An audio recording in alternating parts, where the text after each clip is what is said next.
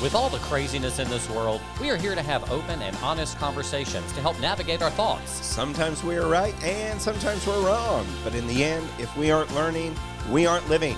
This is Philip. And this is Wes. And we are Two Bottles Deep. Hello, Wes. Hey, Phil. How are you, babe? I'm doing great today. How are you? Good. Did we dress alike? We wore the same. It's kind of, we're kind of in the cream sweater. motif today. I didn't know what color I was putting on. Yeah, he's colorblind. Yeah. So, So anyway, how was your week? Did you have a good week? Stressful, crazy, chaotic, eventful, productive. That's all fun. the adjectives you know, I think. Every one of Log them. into thesaurus. Right. Yeah, it was a wild week, but we persevered. We had a lot of crazy stuff happen at work, and each day you just try to be 1% better. Yeah. And it really kind of helps refocus. How about you? Good week. Not quite as hectic as yours, apparently. I don't know all those words. Can we talk about your microphone cover real quick? Oh, it's a beautiful new fur. Yeah, I don't know. It's really soft. And for those of you listening and you're wondering, how do I see this? We are now on YouTube. On the YouTube. Yes, I want you to check out our YouTube channel, 2 Bottles Deep, the number 2, not the word 2. So the number 2 Bottles Deep, come check us out. Yes. And you get to see our guest for today. Yes, we are so excited because our guest today went from being convinced that her son was going to burn in hell because of his sexuality to starting a nonprofit organization that focus on educating, supporting, and loving the LGBTQIA plus community. And she wrote a powerfully honest memoir entitled How We Sleep at Night, which tells her personal journey that started at church and ended at a pride parade. Love that. Yeah. She's an activist, an ally, a public speaker, an author, a wife, and a mom that's spreading love and acceptance around the world. So, ladies and gentlemen, please make welcome to the 2 Bottles Deep virtual studio. It's Sara Cunningham. Woo! Yes. Hello. Hi, Sara. Hello. How are you? How are you? Good. How Good are to be you? Here. Well, first of Good, all, good. thank you. Thank you for the invitation. Yes, thank you so much for doing this. We appreciate your time. We wanted to start with a little quick fire to get to know the quick you. fire questions. Yeah. Hey, Sara, tell us where you're from originally and one of your favorite childhood memories. I was born and raised in Oklahoma City, and I've been here ever since. And my favorite childhood memory is growing up in my neighborhood in a time when we could just run amok through the neighborhood. Mm-hmm. We were the neighborhood kids, and we would be out all day long. We had to be home by 10, and but that was a day and time when we could just run and play and be wild and free, and those are my favorite memories. What about your first job? The first job I had was cleaning a lady's house, and she was elderly, and she lived down the street from us, and she hired me to come down like Saturday mornings. Uh-huh. And I remember I was probably maybe 15 at the time, and she paid me $25. Oh, whoa! In those days, not that it was that long ago, Right. but A couple years ago. Back in that our was day. money. That was a That was great. a lot of money. Philip, what was your first job? Yeah.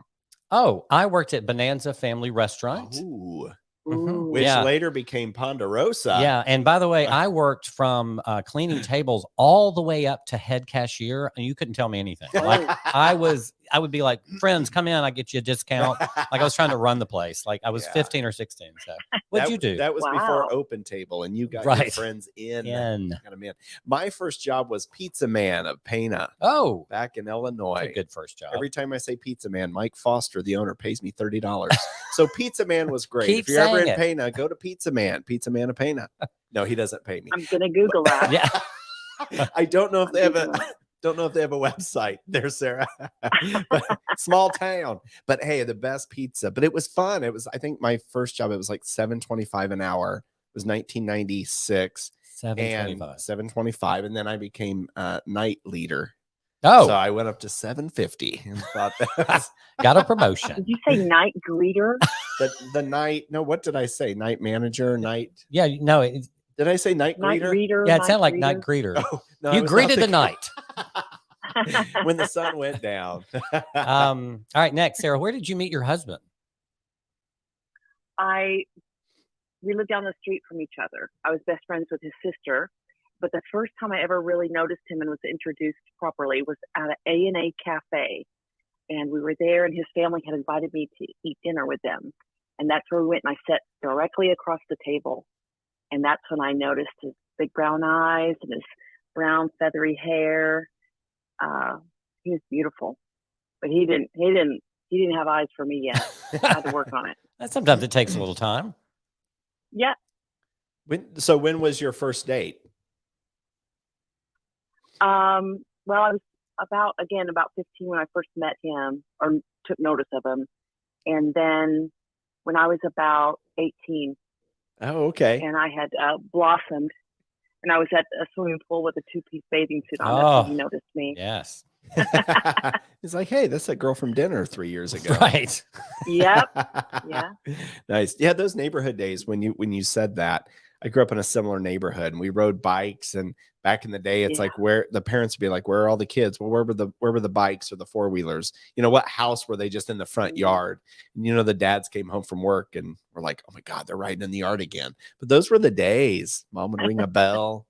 We always got excited about Dad coming home. We'd like wait to see Dad coming up the driveway. It was like so exciting every time. Like, where does he go all day? Yeah.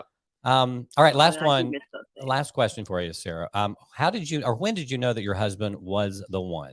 Was there a moment you can remember where you're like, this is the guy? At the A&A Cafe. That was it. Wow. I love that. I knew. I mean, I was just attracted to him right away.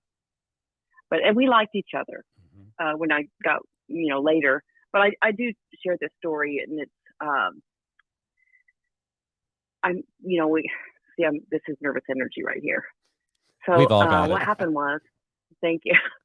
No, I knew that I really liked him. But the truth of the matter is, when I was about 18, he got his own place, and we started dating, and I got pregnant. And I liked him, obviously, but we weren't really in love. And so it was not planned. And I spent 9 months being pretty miserable and feeling guilty and shame. And then when our oldest son, Travis, was born, it was like, that was just all wasted energy. Here's this beautiful baby. And we just committed to each other. And we've been together ever since. And it wasn't easy in the beginning, but I couldn't imagine myself with any other person. And I love him so much. And he's just been the best husband, friend, father. And I'm going to miss him. I got to go. Give him a hug. Bye. Love that. Thank you for sharing that. No, that's the truth. That's the true story. That's really sweet. And you wrote about that in your book. Yes. Right. You wrote about the journey. And for our YouTube people, we're going to put it up here. Yes. It's love amazing this book. How we sleep at night. The art. I mean, it's like you can't put it down. You love hearing. I'm just like a nonfiction reader, and I just loved how this story went through your life and your trials and tribulations, and so let's kind of walk through that a little bit here. Yeah, so you mentioned at the very beginning of the book, you talk about your kids, as when they're young. You've got two boys, one gay, one straight. That's the reason I'm mentioning that. It is important to the story. That's why we're here. That's why we're here. I'm not going to say that about everybody. But when did you start noticing something was different between the two of them? I mean, something more than just like the personalities. Yeah. The first time, and I do write about this in the book as well, but we had some company over. We live in a 2-story house, and we have some company over. We were having dinner. We were at the kitchen table. And Parker was upstairs, and he was playing with their daughter, a friend.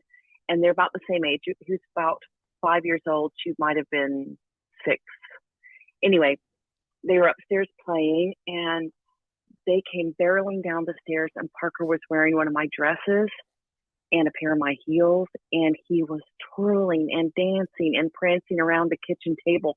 And we're all looking at him like, ah. But I'll never forget the expression on his face. And he danced until his hair was wet with sweat.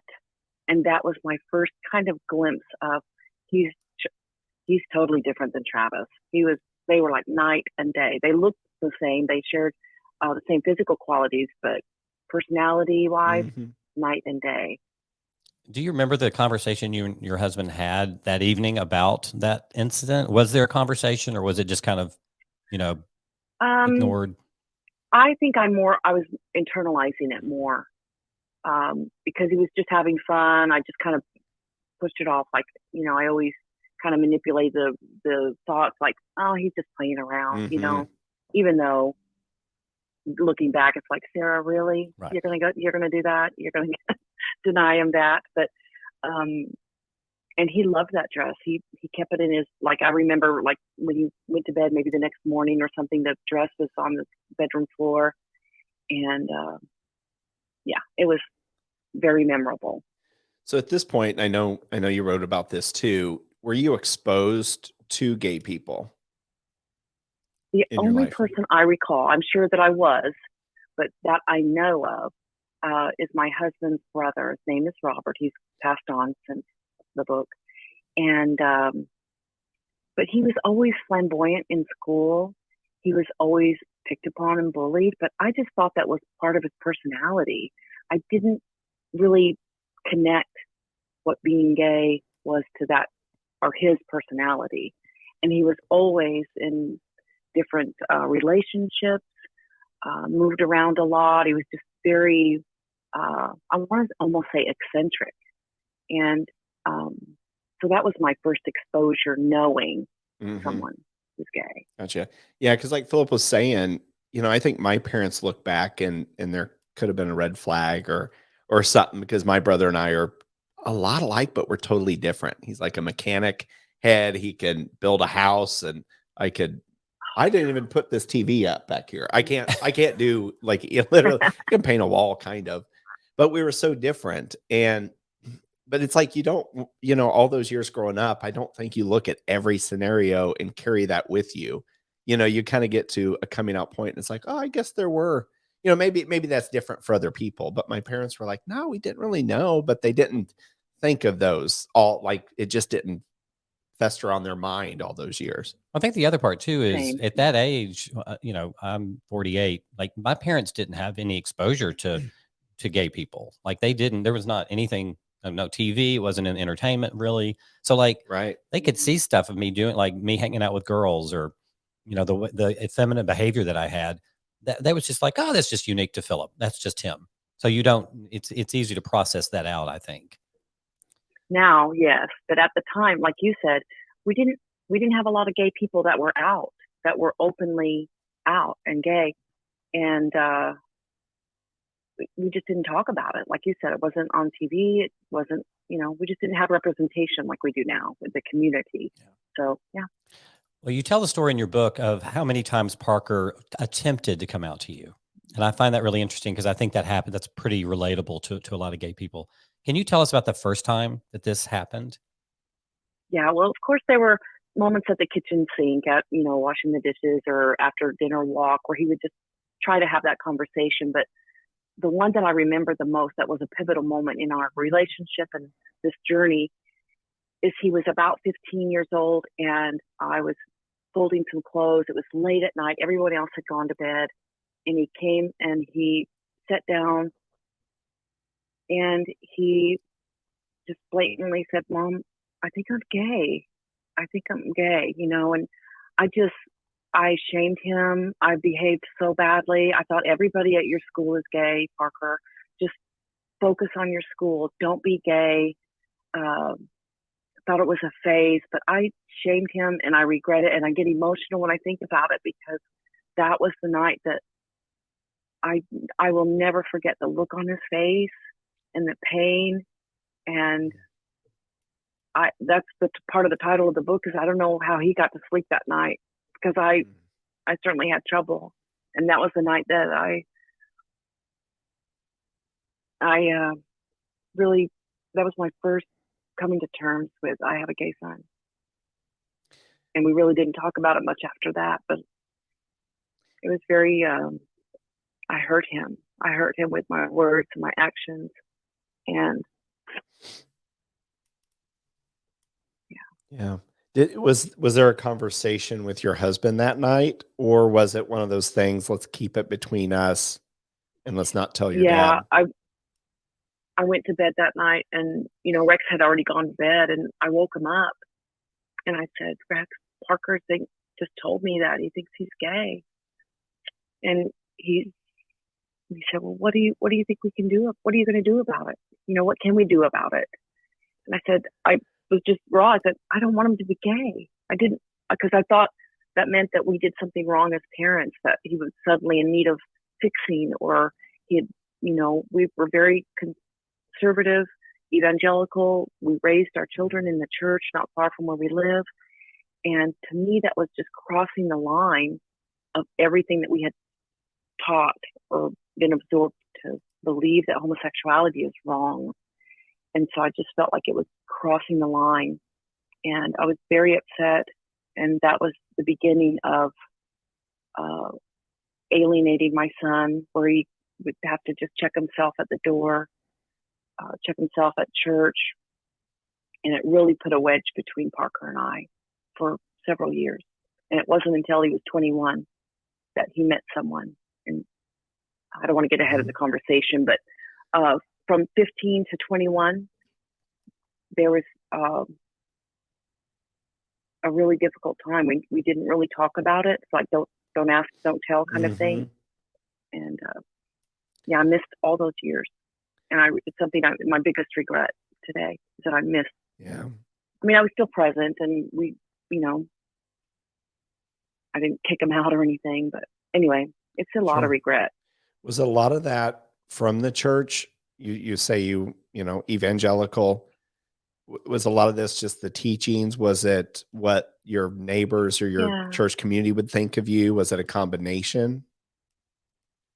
Well, I would say a combination. Like we were saying earlier, we weren't exposed to the gay community growing up.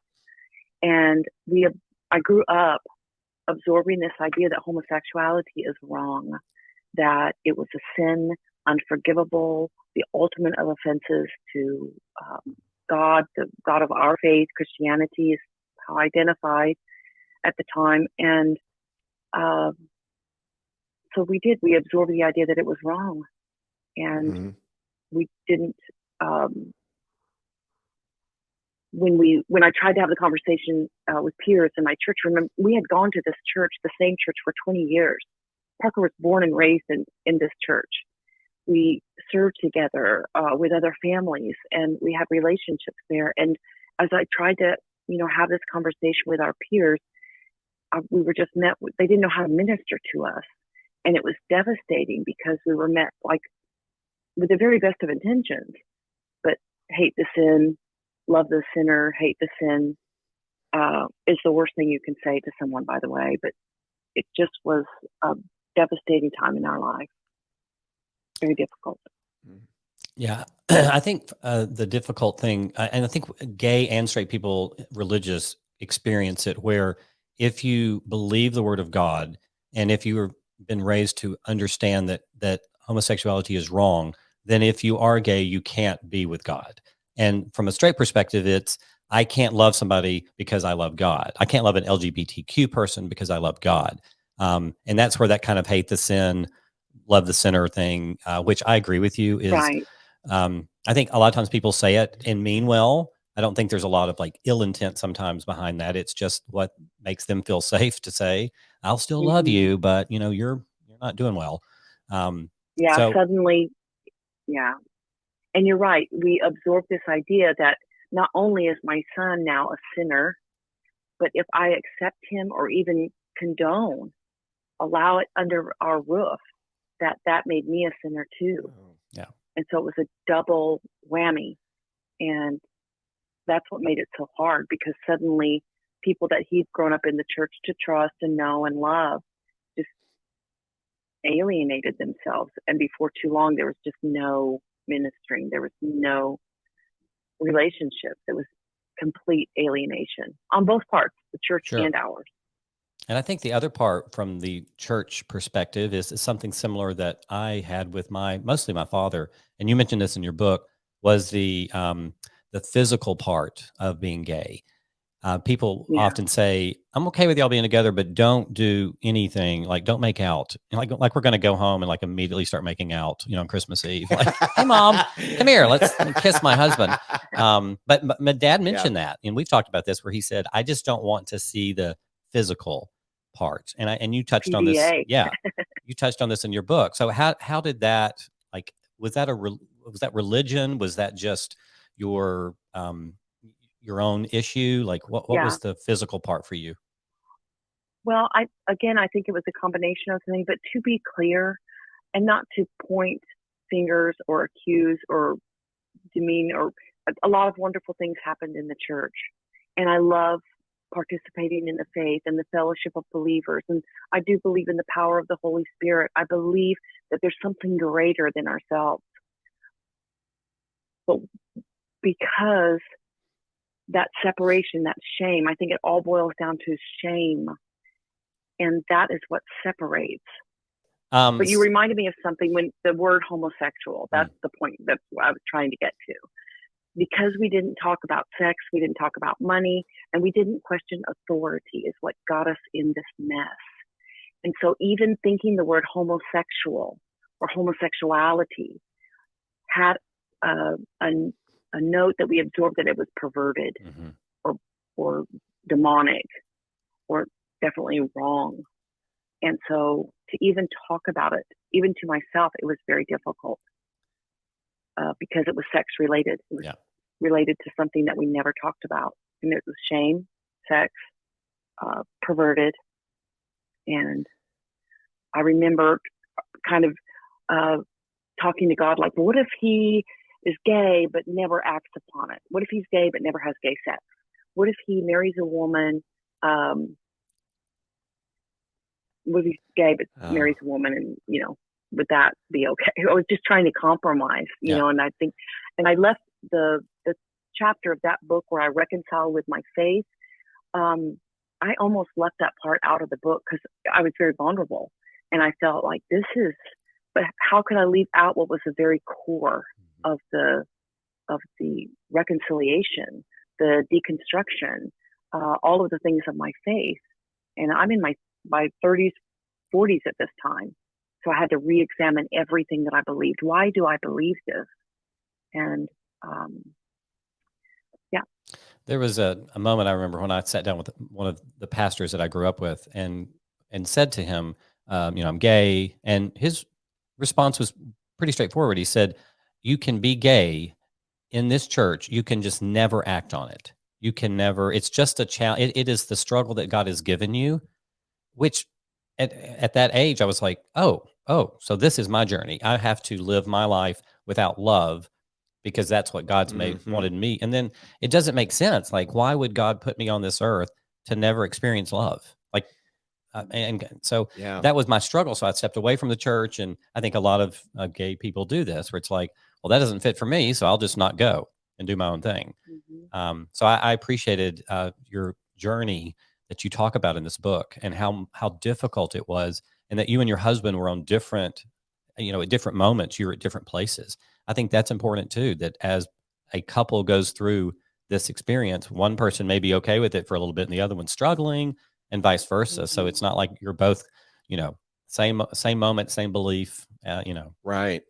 We had a lady on the last 2 years who has a trans child, and her husband obviously thrown for a loop, but they saw the pure joy on her face as she started socially transitioning. But they're like, that's happiness, and that's who that child is. And they saw that starting at 2 and 3 years old, and it was just, it's crazy. It's just, I didn't grow up in the church, but I just socially knew from school or parties or whatever, wherever we were, that I would just be single my whole life because I couldn't act upon this. Yeah. And I knew in 4th grade, maybe 3rd grade, but I knew in 4th grade. But I'm just like, I'll just be alone. I guess I won't. And that has carried into commitment issues into my adult life, and not to blame it, but I look back, and especially going through therapy, I'm like, maybe that did affect it, because I'm, Midwest guy, that doesn't affect me. I can still live my life and but now that I go to therapy, I'm like, God, I'm putting all these things together. And I'm like, yeah, I just thought I'd be alone and I couldn't tell anybody. Or if I ever That's got, internalizing it. yeah. Mhm. And another thing too, and I don't know if I've ever said this out loud, but if I ever, now again, I grew up in the 80s. So when AIDS was coming out and you heard that's a gay people disease, I'm like, well, if I ever got that, I'd have to tell people I have cancer. Mm. And I'm like, well, I'll probably get it because I'm gay, and that's what I'm told, and I can't love anybody, and we all do Totally. drugs, and we all just, type of thing, and it's crazy. Do you think that's changing in the church? Do you think the conversations are changing? Because I think it is, but I'm not a churchgoer. But what I see I think it advertised, I think it is, but it's not to the degree that I think it needs to be to make the world a safer, kinder place, Yes. especially for our transgender friends and family. So mhm. even though I do understand it is a process, but I wish it was happening a little faster, a little broader. But Yeah. I used to think that with the organization that I'm with now, that we would bridge that gap between the community. And I don't want to get ahead of the conversation, but I don't think that's the case anymore. Yeah, I think some churches are, but I think some churches are going Mhm. the wrong way. We see the kind of extreme. Well, we see that in the Methodist Church just Yes. recently. Yes. Yeah. And it's been ongoing, and the world is watching. So. Mhm. I think the one sentence, Sarah, that I really clung on to in your book was that you were clinging to your faith, but your faith was killing you. And Ooh. so I love that. I think that's a massive, the answer to that question is massive. I understand, but help me help us understand the emotional journey you went through from that sentence. Mm, yes. I was clinging to my faith, and my faith was killing me. When I was in my closet, when I was trying to reconcile everything I believed about this loving, powerful, generous God, and how he could deny my son, my child, and cause such, and I use the word shame a lot, but it's true. Shame is the cancer. Shame, Yeah. when we shame each other or even ourselves, that's I think the sin really is when we shame each other or ourselves. And so it's deconstructing. Why do you believe what we believe? Because you never question authority. We've never talked about sex, and that's why we're in the mess that we're in. But it took some time because I was so trusting and so, I don't want to say gullible, but it's like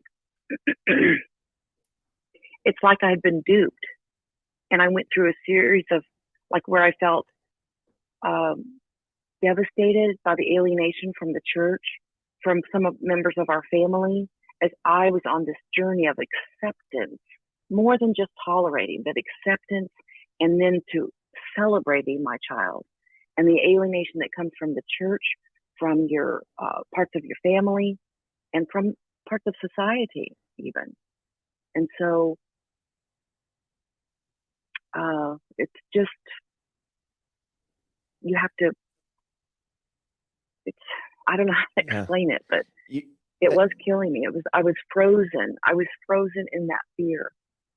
But once you're on the other side of that, you're able to just see so much clearly how you had been duped, or how you had just naively gone to something that has just been so misunderstood, misused, mistranslated, and it's bittersweet, really. Another line in the book, and I think it's around this part. I can't remember exactly where it is, but when your son was coming out of the closet, y'all were going in the closet. Mm-hmm. That was pretty powerful. Speak on that a little bit. It's true. I literally stood in my closet at my deepest, darkest moment. I stood in my closet and I just prayed and prayed, God, help me to understand this. Why are we so, and I use the word downcast, but it's like I noticed I couldn't get out of my bed. I'd never been that way. I looked at my face in the mirror and I saw an expression that I was completely new to me. It affected me so deeply and so profoundly that um, it just, I don't know how to explain it any better than that now that I'm on the other side of it. So I know what, there's a mom out there like me then who needs to hear from a mom like me now, because just as profound as that time was in my life, I experienced so much more between humanity and the essence of human sexuality and science and evidence. And I learned things like gender identity and sexual orientation and things that just, it's like a whole new world.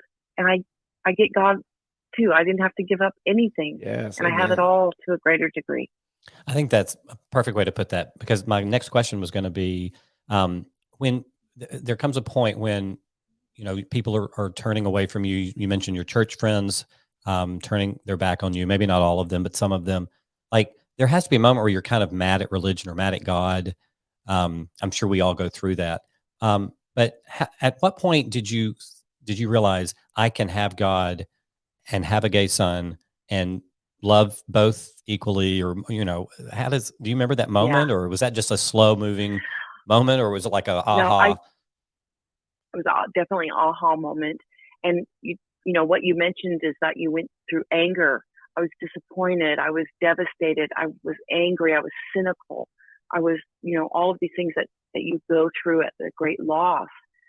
And the pivotal moment, which we had many, but the aha moment for me was standing at the Pride Festival in 2014 with Parker and his friends. And before going, I prayed and fasted and burned the sage, like, God, I want to see you there. I didn't understand Pride. I didn't know the significance of a little gay bar in New York City called the Stonewall Inn, because it meant nothing to me until this journey. And I could have Googled Pride and the history of it, but I didn't want that, because, see, honestly, I was still kind of on the fence. I was trying to, celebrate my son and understand him better and this community. So I prayed before, knowing we were going to go to Pride. And I prayed, and we were on the last chapter of the book. And if you don't read anything else, the last chapter of this book was written and inspired from the experience I had at the Pride Parade. I didn't know what to expect. I thought there might be,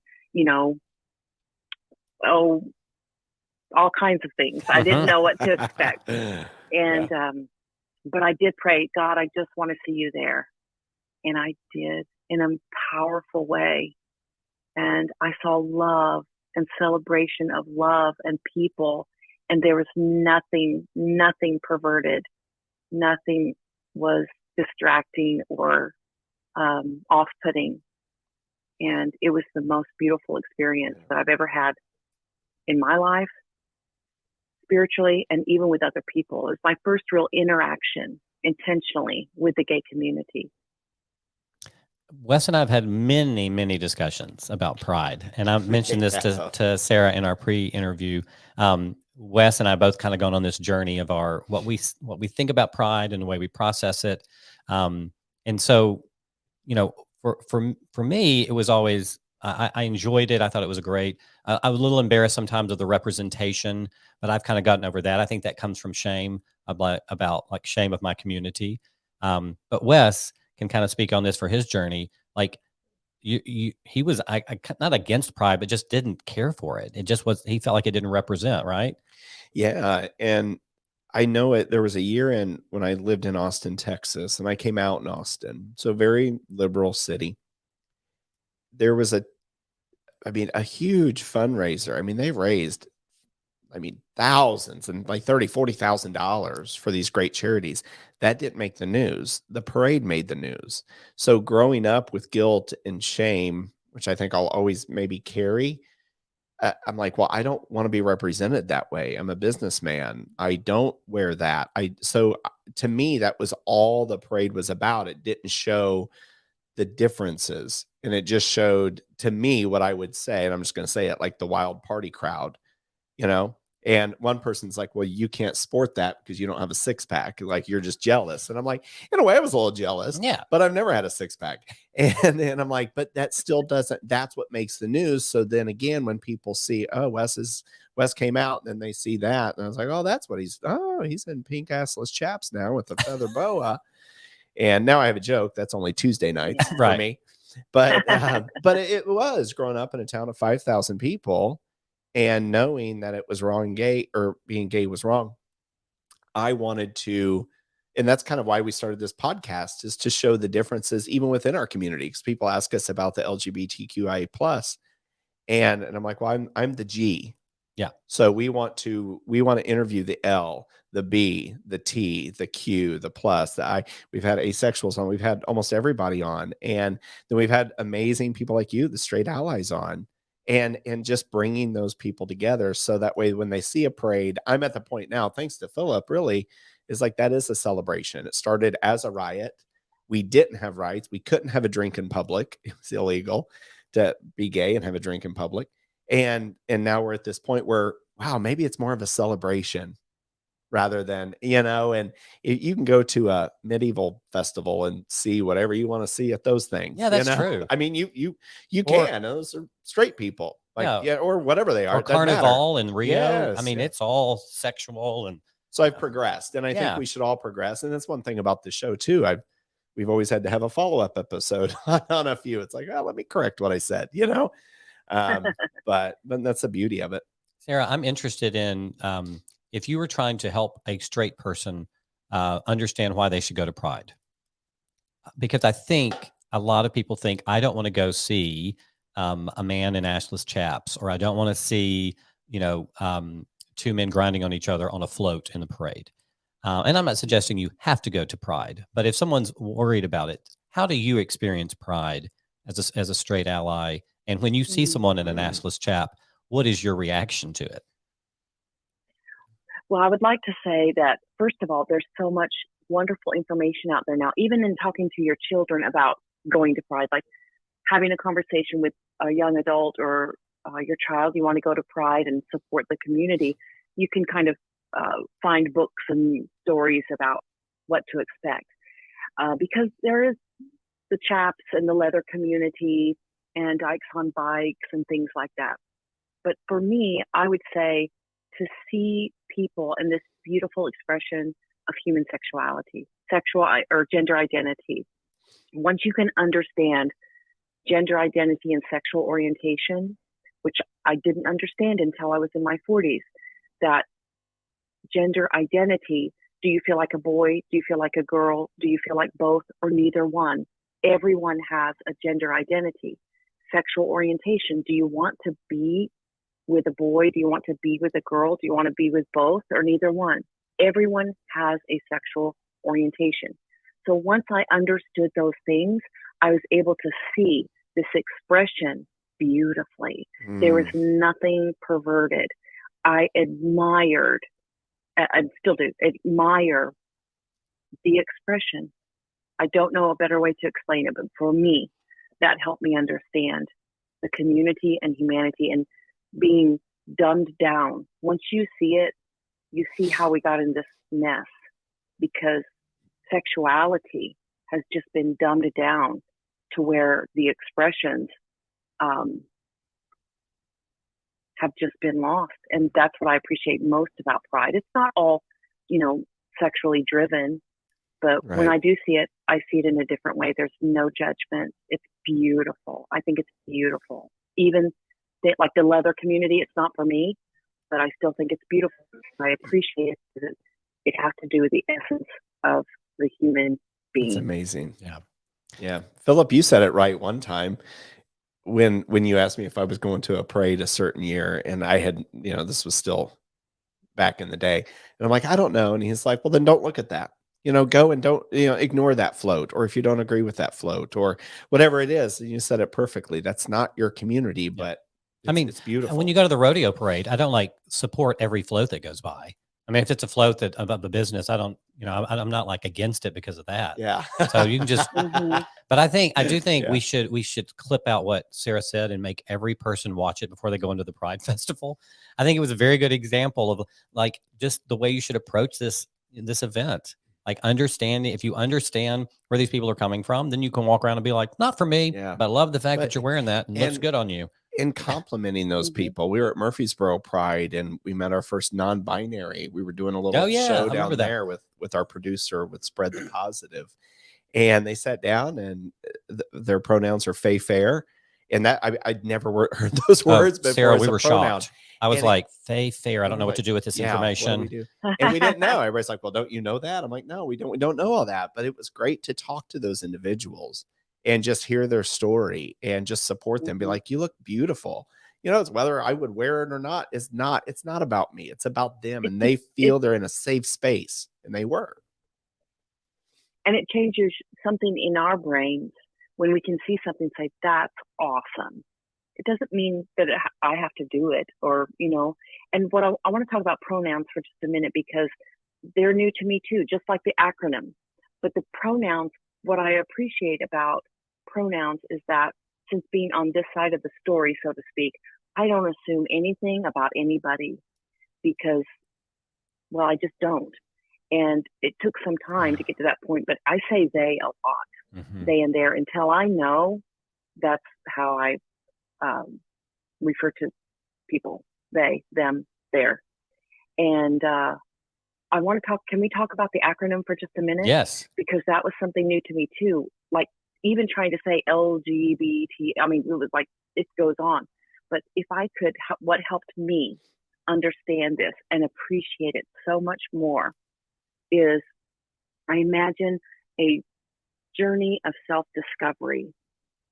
And on that journey, there's an L and a G and a B and a T and a Q and a two-spirit and a plus and on it goes. So as a person is on that journey of self-discovery, they have the letter, they have the word, they have the definition to be able to talk about it. And they think, lesbian, that sounds like me. That's how I feel. This is what I want to hold on to. And it may change. A lot of times it changes. I see it. I belong to a private online Facebook group for moms with gay kids. And sometimes the child may come out as bisexual. And then they go on and they find out that they're transgender or two-spirit. And I love the plus because it's ongoing. I pray someday we won't need it, honestly. But until then, I think it's a beautiful tool that's so important to help. We didn't even have the vocabulary to have a conversation. I didn't allow my son the space or the vocabulary to talk about it. So that's why I think it's important. And I think there will be people that block their children from talking about it. That'll be like, well, that's that not them. Oh yeah, that won't want to have these open conversations of, it kind of goes back to, we didn't have black or brown kids in my school. So I know if I would have come home one day and be like, oh, Johnny's darker than I am. What would that conversation have been like? And now I try to be open-minded with my nieces or my niece and nephews. They're all at 7 or under. And I want to just be more open than like my parents' generation was. And some of my generation still, some of my friends reach out and say, my son's playing with dolls. What does that mean? I'm like, he's 4. Who cares what it means? Like, let him play with his sister. Yeah, get him another doll. Like, get him a doll. I mean, yeah, it doesn't matter, Speaking of acronyms, tell me what you thought PFLAG stood for. Oh. I love that part in your book. Yeah, I laughed out loud during this part. Yeah, I didn't know what the acronym PFLAG, PFLAG, and I thought it was a friends in favor of lesbians and gays. I did too. I am not friends in favor of anything. Yeah, I know that's where I was in my understanding. So Parker had a lot to deal with. He had a lot against him. Well, it's fun. I love him. I thought the same thing because my joke when I was younger was my parents know, but my parents aren't in PFLAG. Like, because I thought they were in favor of, and then reading that, I was like, wow, I completely missed that one. So, well, and isn't that something? And your free mom hugs. Oh, let's talk about that. Yeah. So that started in 2014, correct? Well, actually, my first Pride Festival was in 2014 with Parker and his friends. And then I got plugged in. I started going to PFLAG meetings, and I got on the board with the Oklahoma City Pride organization, nice. and just started learning and meeting the community and hearing their stories. So I spent a year just serving the community, learning what I could, and then by hearing stories about young people who'd been kicked out of their homes, alienated from their families, that's what prompted in 2015, I made the homemade button, Free Mom Hugs. And so that was in 2015. And tell us how this organization, what do you do? How's it grown? Well, in 2015, like I said, I stood there with the button, and the experience from that day, for example, the first hug that I gave was to a beautiful young girl who said it had been 4 years since she got a hug from her mother. And I heard stories like that all day long. And from that experience, we started the nonprofit Free Mom Hugs. And now this logo is recognized worldwide. We have, we started in Oklahoma City, just moms and dads. There's a small group, probably 2 or 3 of us at a time, and we started helping with clothing closets, second chance proms, things like that. Started helping, just trying to be that loving presence in the lives of those who've been alienated. And so I became an accidental activist, and that's because I was learning about laws that affect my family, my son, and the community.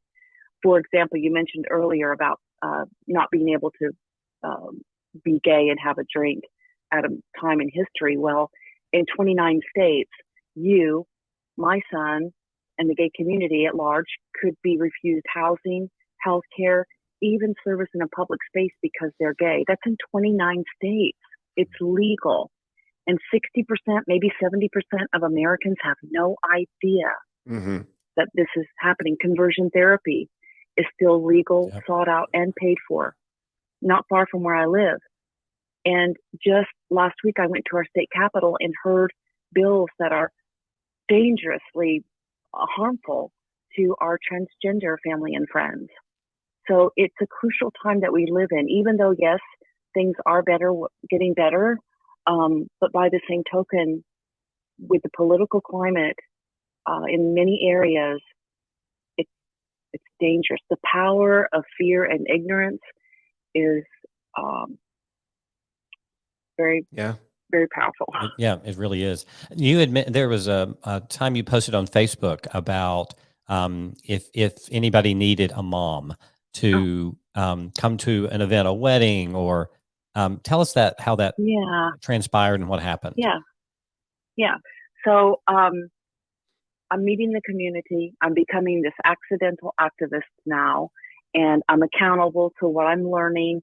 And young couples started asking if I would officiate their wedding. If you would have told me that, years ago, I would have never, ever believed it. But, I knew these couples. I respected their relationship. I honored it. And so I did. I got ordained and I started officiating same-sex weddings. Oh, wow. And through that, hearing about how families weren't acknowledging the relationship, refusing to come to the wedding.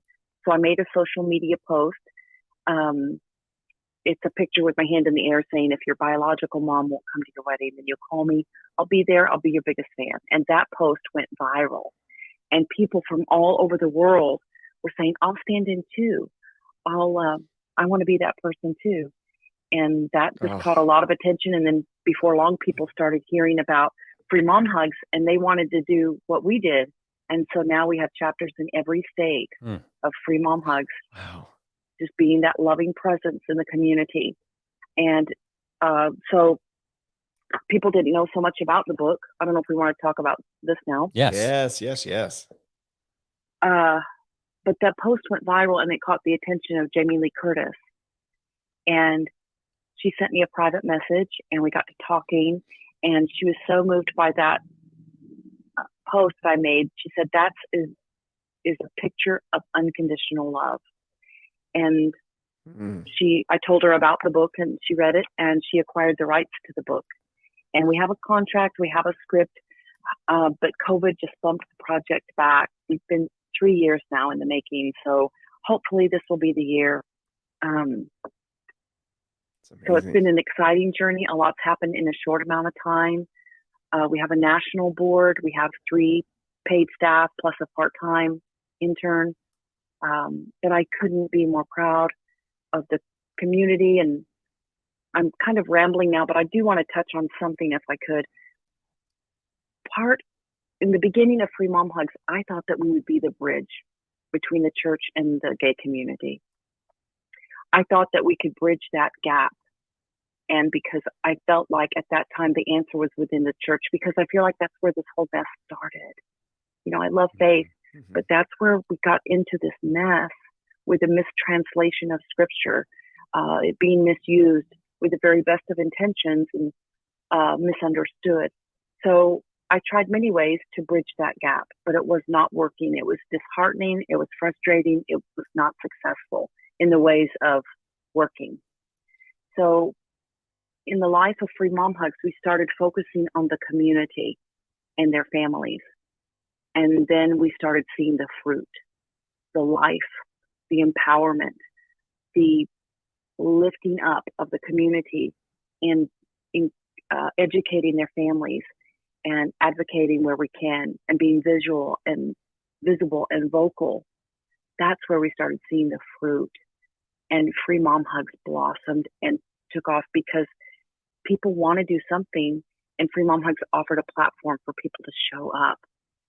Listen, the only thing we ask of our pride, of our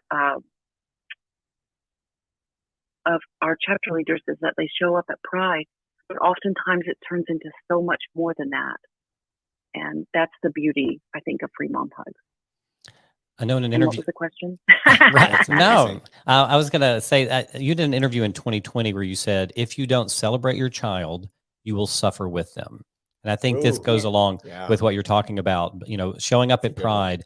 And celebrating doesn't mean you go to Pride necessarily. There's many, many ways you can celebrate your child. But what's other, that's wonderful advice, but do you have other advice for, you know, parents, family members that are struggling with accepting anybody in our community? And you've gone through an emotional roller coaster, and I'm sure you could help a little bit. Tell us some thoughts of what you would say to them. What I wish someone would have said to me when I was first starting this journey is that I needed to hear from someone who shared my faith, that it's okay to search the matter out, because when you do, you get educated on things like the history, science, evidence, and you hear from wonderful people like yourself representing the community. And so that's what I wish I would have heard. And there's so much information out there now. There's so many resources that really the only choice is to remain in fear and ignorance. And when I saw other people celebrating my child, accepting him, I saw him happy and healthy. Those things put me in check. And so if you're an ally, celebrate your gay, bi, trans friends. Let people know where you stand in your family. Be an ally, both locally, visibly, because we need you now more than ever. And how do people get involved? If somebody listening or watching wants to be a part of Free Mom Hugs and, of course, read your book, how do they do that? How can they get involved? Well, you can find Free Mom Hugs at freemomhugs.org. We have Facebook pages for every state. But if you go to freemomhugs.org, you can find your state chapter. You can get plugged in, and that will keep you informed of everything happening in your area. And the only requirements that we have is that you're fully affirming. That means you will celebrate the community and you honor same-sex marriage. And you can find merchandise there. You can support the organization by, supporting the logo, branding, and you can find resources there. And we're working on our website. We're a fairly new nonprofit. A lot's happened in a very short amount of time, but we have resources, everything you need there. And that's at freemomhugs.org. And the book is available on Amazon. I do have a Facebook page for it, but I'm not very good at it. But it's titled How We Sleep at Night, and I'll have the link available there. Thank you. And Parker Yes. designed the cover. Don't I you love love it. it? Oh, yeah. Yes. It's amazing. Yeah, that is great. Yeah, I love it. And there's great pictures in the book too. Yes. There's I the love it. Did you see poems. the one of him in the dress? Yes. Yes. Yes. Yeah. I mean, how serendipitous was that I had that photo? Right. Absolutely. Yeah, I mean, I wonder, was that the same night, or was that like a dinner? And oh you yes, that was from that No night. Oh, kidding. wow. Yes. Isn't that Yeah. crazy?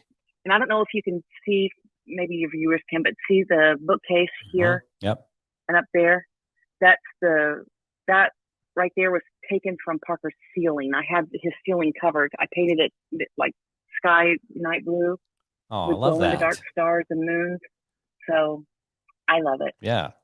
Your work is so important. No doubt it's saving lives. And Oh, thank you. you know, It's time and time. rewarding. Yeah, absolutely. And why not be doing something good in the world, which you are? And some of the stuff what Oh, I thank love, you're you. like, I may not understand it, but that's part of the community, or I want to have a conversation.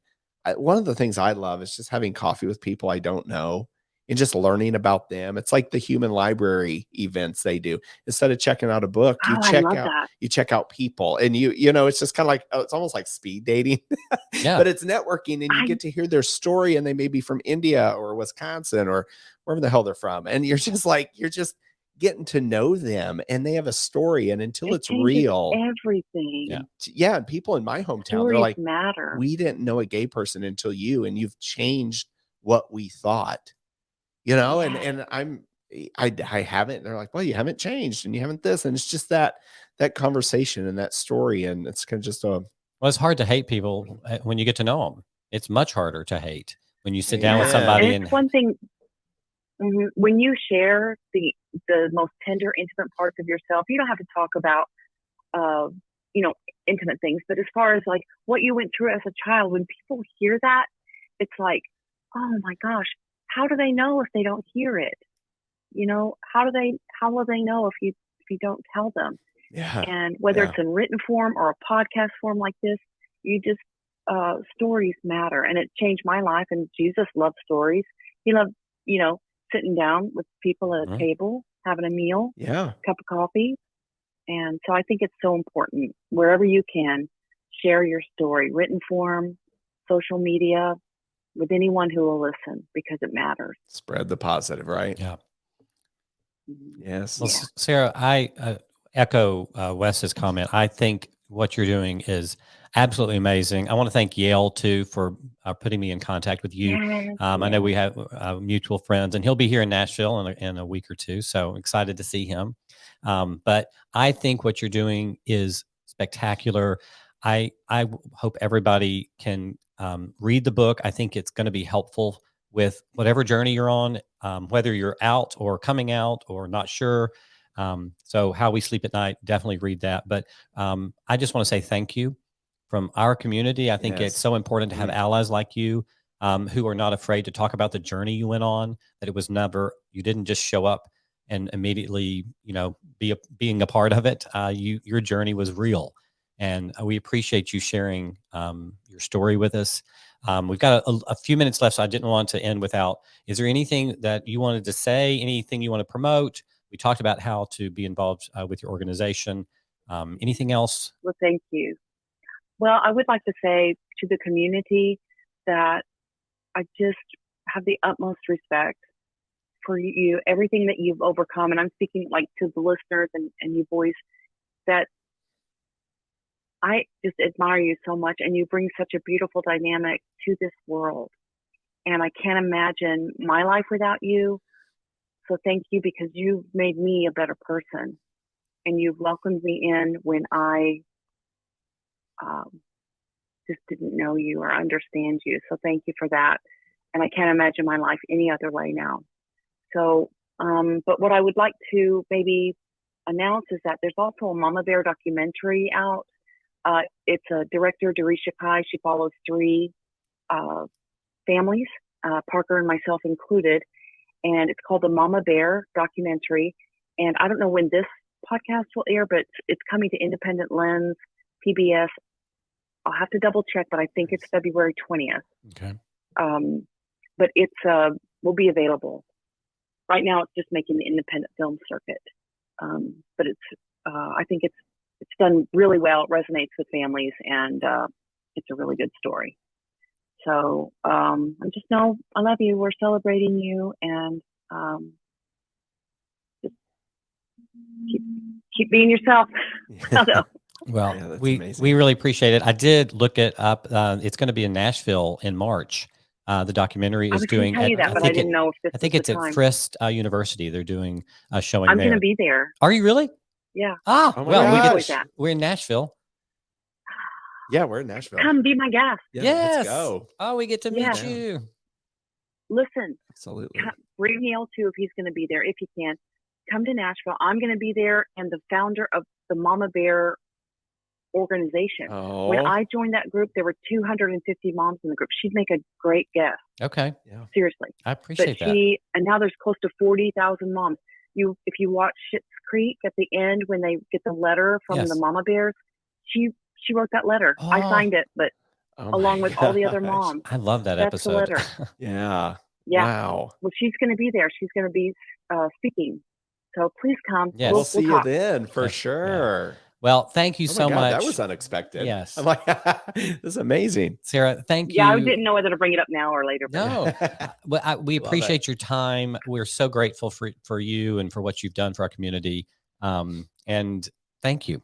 Thank you so much. thank It was you very so much. uplifting and a great way to spend the morning with you. So listen, I'm glad we're on this side of the story together. yes. Yes. And so if you need anything else, let me know.